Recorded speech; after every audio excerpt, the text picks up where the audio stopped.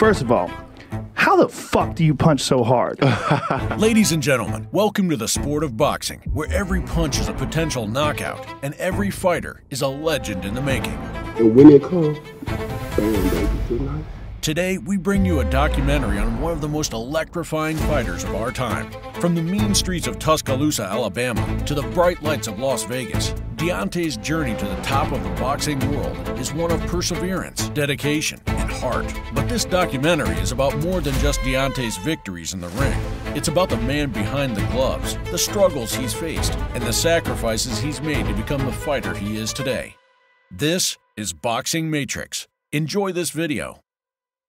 Behind the glitz and glamour of his career lies a story of perseverance and determination that's worthy of its own heavyweight title. Deontay Wilder's rise to fame was anything but easy. Born and raised in Tuscaloosa, Alabama, he grew up in a family that struggled to make ends meet. His mother left him and his sibling at only 9 years old, meaning that he had to mature and grow up too early. Deontay's family struggled financially, and they often had to rely on government assistance to make ends meet. Despite the challenges, Deontay was a happy child who loved playing sports, especially basketball and football. He was a standout athlete in high school, but his dreams of pursuing a career in sports were put on hold when he dropped out of high school. The reason for Deontay's decision to drop out was his daughter, Naia, who was born with spina bifida. Deontay was just 19 years old at the time, but he knew that he had to take care of his daughter and provide for his family. He started working odd jobs to make ends meet. It was during this time that Deontay discovered boxing. He walked into a gym for the first time when he was 19 years old, and he immediately fell in love with the sport. Despite having no previous boxing experience, Deontay was a natural, and he quickly started winning fights in the amateur circuit. Deontay's talent and determination led him to the 2008 Olympics in Beijing, where he won a bronze medal in the heavyweight division. After the Olympics, he turned professional and embarked on a career that would make him one of the most feared and respected boxers of his generation. Wilder's first big showcase to the world would be in 2013 against the Belarusian Sergey Lakovich. At the time, Wilder was rising as a contender with a 100% knockout record of 28-0. At this point, Lakovich, a former WBO heavyweight world champion, was regarded as the division's gatekeeper. Regardless, he had never previously been stopped earlier than in the 9th round. After delivering a powerful right-hand punch, the American's opponent dropped to the ground. However, the events that followed were concerning. He's seen a lot of things he hasn't seen. Deontay Wilder, remember, he's the last American made. But in the '96 Olympics for his home country of Belarus, professional world champion from Belarus. Who's amateur in Belarus now. Professional experience, by the way. Lakovich, 181 rounds. He's knocking everybody out so quick. Just, stabbing his jab. And they're built to quick. Left hand shown by Wilder. There's a right hand, drives Lakovich into the ropes. Down he goes. Lakovich began twitching and shaking on the canvas as the referee instantly stopped the fight. Goodbye. Stay, Sergey. The undefeated Deontay, the Bronze Bomber! Wilder was definitely the next big thing in the heavyweight division after this fight, as his power was compared to that of George Foreman's. Deontay would continue absolutely dominating every single one of his opponents, with knockouts no later than the 5th round. But it was time for his first World Championship fight against Bermane Stiverne. At the time, Stiverne was the reigning WBC heavyweight champion, having defeated Chris Arreola the previous year to claim the title. Wilder, on the other hand, was the undefeated challenger, with a record of 32 wins and 0 losses. The fight was highly anticipated, as it was seen as a showdown between two of the most powerful punchers in the heavyweight division. Leading up to the fight, there was a lot of trash talk between the two boxers. Stiverne, who had a reputation for being a tough and durable fighter, was dismissive of Wilder's skills and power, while Wilder promised to knock out Stiverne and take the championship belt. Seems, Lord, you spill so much blood on that cavalry cross, but come Saturday night, Lord, I'm gonna make sure my opponent shred as much blood as you have, Lord. In your name I pray, amen. First round begins, and we can see that both fighters are doing calculated moves, with Wilder being on the back foot landing some good jabs and looking for openings to land the right cross. There's a 1-2 combination through the guard by Wilder, and another one. Keeping that high guard. Arreola hurt Stiverne early in their fight, and lead left hook followed by the right. He even told us he was knocked down as an amateur. Just the guy's respecting his power. How react to this in a few rounds? Having success, but again, lead right hand, the middle by Wilder. And there's another right hand that scores through the guard. Behind, left hook by Stavern. Out the fight. And now loads up with the right hand behind the two by the challenger. Another right hand. And now Wilder pouring on the pressure at the bell. And a takedown at the... Despite Stavern's quick start in the 5th round, Wilder managed to mount a comeback. Stavern eventually recovered and won the round with a series of crisp right hands. But in round 6, Wilder fired a wayward uppercut that Stavern blocked with a hook as he started to pursue the challenger. Stavern slips. Left hook by Wilder. Crowd on his feet. Wilder teeing off on Stavern. There's a right hand through the guard. Doesn't want to punch himself out.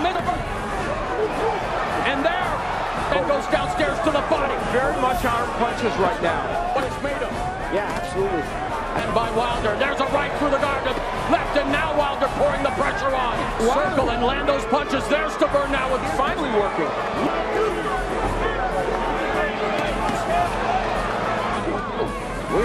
Right uppercut by Stavern. Stavern steps away. We're headed to the championship rounds. Stavern won the 12th round by attacking the body early, despite doing so much too late. After delivering a few of his trademark jabs and doing his best to stifle Stavern's efforts, Wilder managed to get the decision victory. Now Stavern finally... Fatigue, and obviously the punishment you take increases that fatigue. Now, there's a right hand to the butt. Hot shotting. Not taking a lot of chances. So this one going... Look. Should, but at this juncture in this fight, I guess he can't. Oh, there he is. Backing it up. The champion Berman Stavern, left hook to the body. Another time killer round. Left hook, and now... Started with the jab. He finishes it with the jab. As Wilder was now champion, it was time for his first title defense. And boy, what a performance that was. Wilder was set to face Eric Molina on the 13th of June 2015 for a fight to establish Deontay's status as a champion. The early rounds of the fight were competitive, with both fighters exchanging punches. However, Wilder gradually took control of the fight and started landing more powerful shots. Molina, clubbing right hand by the challenger. Deontay can't be going straight back like that when Wilder attacks. They told us they studied a lot. Using the hook very effectively. Special education teacher. Now, the longer Molina stays in this, that's the one. Left hook. He's in trouble early in the round. A lot of time left in this round. Wilder looking to maul Molina. Wow. Here's a spot though where Wilder needs to be careful he doesn't get countered. Stiff jab. The midsection of the fight saw Wilder a bit more elusive on his legs, as it seemed like he was trying to find an opening for his devastating right cross to land. We should be throwing a combination. I don't know why he's looking for one big shot. And the left hook drops Molina in the final seconds of round 4. Let's get wild with you. True. Molina, and those shots are getting through. Left hook behind the... like that, and then you clubbing right hand. Done very good body work.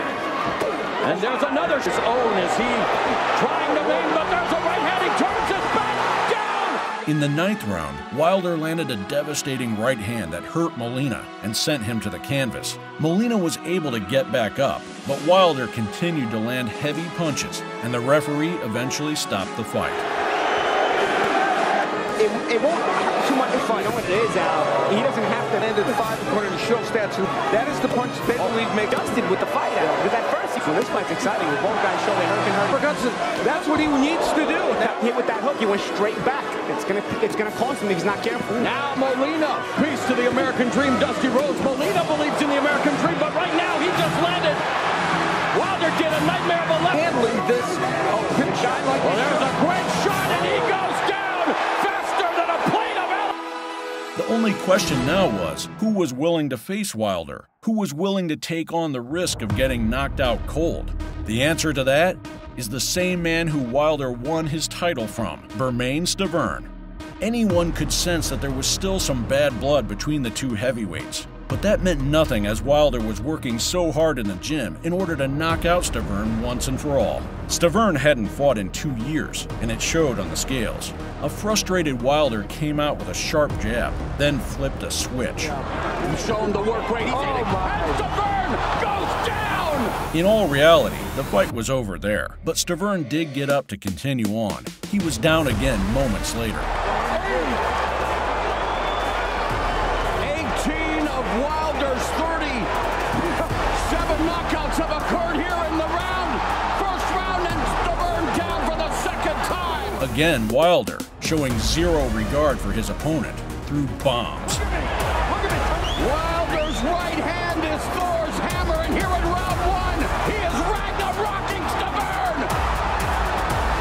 He's out cold. I don't think he's gonna be able to get up. That's it. Wilder also called out fellow heavyweight title holder Anthony Joshua, which was the biggest fight out there for 2 active heavyweights. Despite his call-out, he found himself in the ring with Luis Ortiz. Ortiz, a Cuban fighter known for his impressive skills and punching power, entered the fight with a record of 28 wins, no losses, and 24 knockouts. He had previously been stripped of his interim WBA heavyweight title for failing a drug test, but had since rebounded with a string of impressive victories. In the lead-up to the fight, both Wilder and Ortiz expressed confidence in their abilities and predicted a knockout victory. The 2 fighters engaged in a war of words during the pre-fight press conferences and stare-downs, building anticipation for what promised to be an explosive clash between 2 of the most dangerous heavyweights in the sport. The early rounds of the fight were largely dominated by Ortiz. He used his superior boxing skills to control the pace of the fight and land some heavy shots on Wilder. There's an exchange in Cuba where the top amateurs. Good start, Fallinger in Brooklyn tonight. There's time now, but he's in tough against Luis Ortiz. Things he did in sparring. It's a fascinating approach. Artists. And there, Wilder putting together in This round, he had only landed 3. That's the midpoint of the 4th round. There it is. And try to get all the There's a good combination. Controlling of the real estate, catapult left hand block. Fight is that you feel like anybody can land stuff. Ortiz on his toes. Yeah, that was interesting. And Ortiz attacking the body. Right hand by Wilder. He's fainting more, and I think that's part of the exchange. Right hand by Wilder, but Ortiz doesn't move. 15 seconds left on the fence, and there's the right hand. Ortiz is down.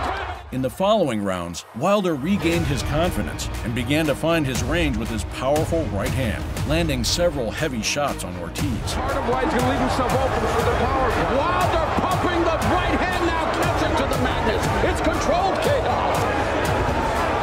Touch him, you know you can shoot a right hand. Interfere. Yeah, says there's... Oh my! Wilder wild and yet able to survive the exchange. And Ortiz survived the knockdown in the final stage of the Ortiz make here down the stretch. Has not gotten leverage on his... Navigated minefield. There's a right hand. Blocked by Ortiz. There's another right hand. But the right hook landed. And the right hook by Ortiz has Wilder. He needs to hold on. He's on inline skates, loading on Deontay Wilder in the 7th. Ortiz emptying the fusillade here in the Sounder in trouble. Will he survive the round? He does. In the 10th round, Wilder landed some devastating shots that sent Ortiz to the canvas and ended the fight. He tries to hold on. Thought we were going to see a double knockdown there, but now Wilder again. He's staying in range. But he's staggered, right cross, clubbing left hand by Wilder. Down. Bond ticking away, but there it is.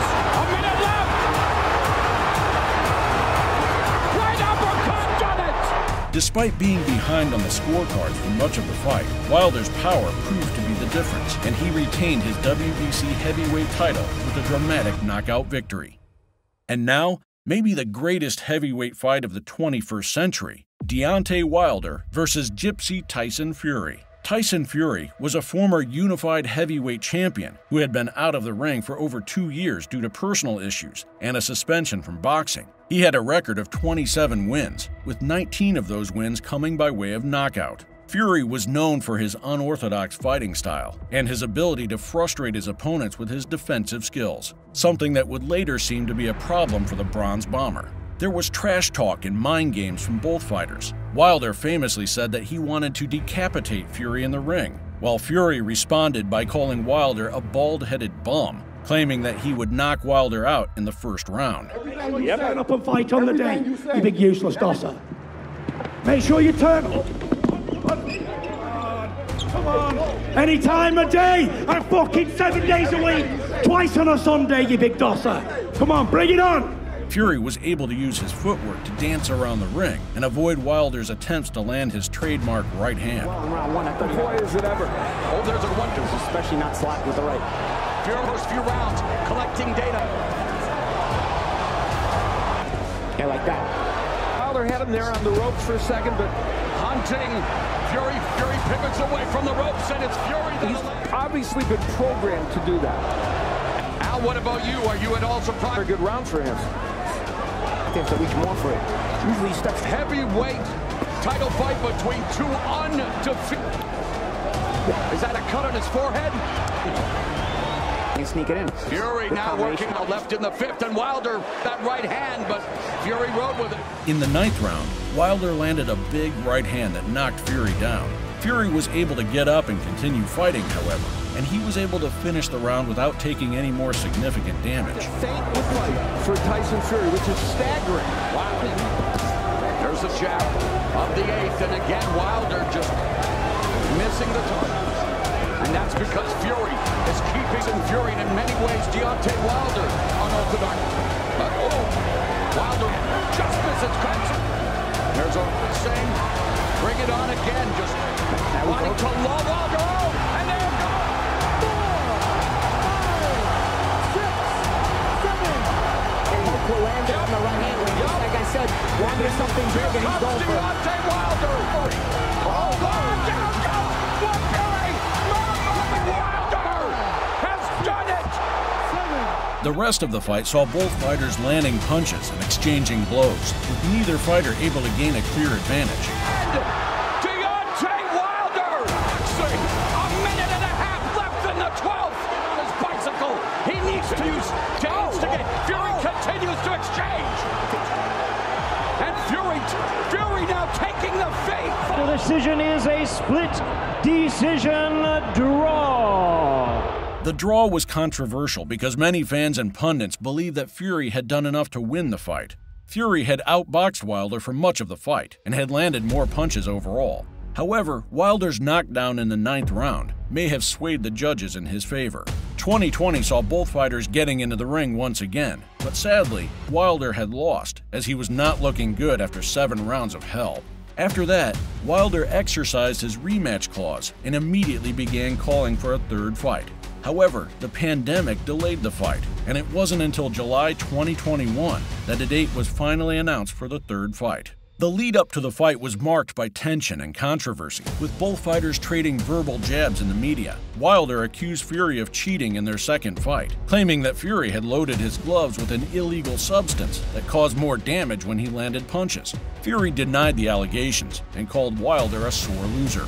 The actual fight was a highly competitive and entertaining affair, with both fighters getting knocked down throughout the fight. Wilder came out strong in the early rounds, landing several big punches. However, Fury was able to weather the storm and gradually took control of the fight. After the 3rd fight with Tyson Fury, Deontay Wilder took some time off from boxing to recover and reflect on his performance. He had suffered the first loss of his professional career in the 2nd fight with Fury, and the 3rd fight had ended in a defeat as well, so it was a difficult time for him. A year later, he would fight Robert Helenius, a fight that ended tragically for Robert. Right hand, and down he goes. There it is. Good Deontay Wilder. Only a few are gifted with the monstrous power of Deontay Wilder. His remarkable achievements in the sport of boxing make a compelling case for him to be considered one of the best boxers to ever live. His incredible knockout power, undeniable resilience, dominance in the heavyweight division, and willingness to fight anyone have earned him widespread respect and admiration. Wilder's impact on the sport of boxing cannot be overstated, and he is a worthy candidate for consideration among the all-time greats. This is Boxing Matrix. Thank you for watching.